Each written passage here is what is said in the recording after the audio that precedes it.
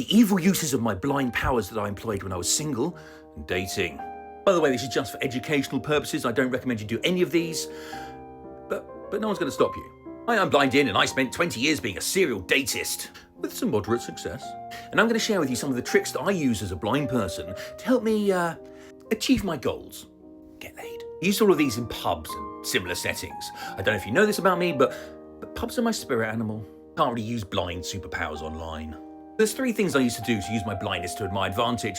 The last one's probably the most effective, but let's build up to it, shall we? First thing you need to use as a blind person is your hearing. Scan around until you hear 2 people of your preferred gender having a conversation. This is something that's second nature to us, but sighted people don't really understand. Then I want you to subtly eavesdrop for at least 5 or 10 minutes. Then it's time to make the approach. Don't be obvious. If you hear them talking about, I don't know, Formula 1, don't walk up to them and go, hey, I like Formula 1, because they'll know you've been listening. But you will get a general idea of their moods and their outlook on life, and maybe use that. For example, you hear 2 girls talking about a friend of theirs that's had an iffy boob job. One of them saying how ridiculous it looks and generally mocks them for having boobs pointing in different directions. The other one says how brave they are for having the confidence to change their body in that way. As fun as it would be, I don't recommend you walk up to them and start talking about boobs, but if you like the sound of the positive one, you can talk about various people you know who have overcome adversity. If you like the more salty one, then take the piss out of one of your mates who's recently broken his leg. Next hunting tip to use when attempting to find a date in the wild is your nose. See what I did there? Because, it's a tip. I'm wasted here.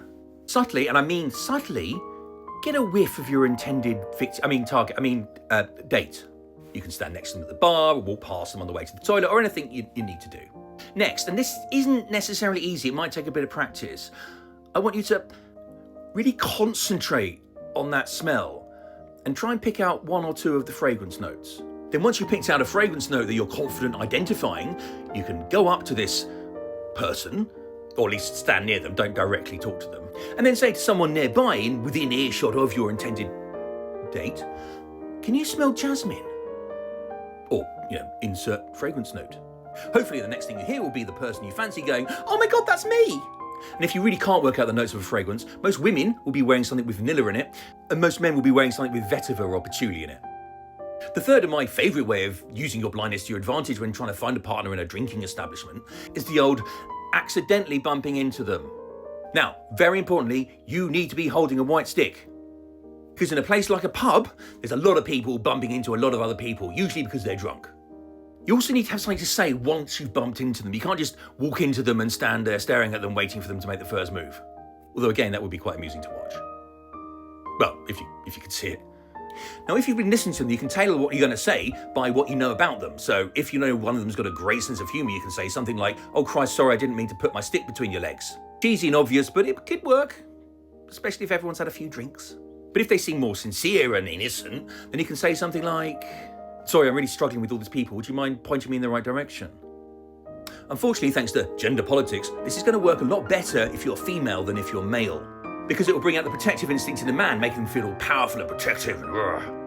But in a woman, it will bring out their mothering instinct, which, well, hopefully, unless your family's very different to mine, won't make them feel sexy. And as always, try and minimise conversations about your disability, because no one wants to listen to that shit. If you find they're starting to talk about it with you because it's the most obvious thing to talk about, steer the conversation back to them. Enjoy. Cheers.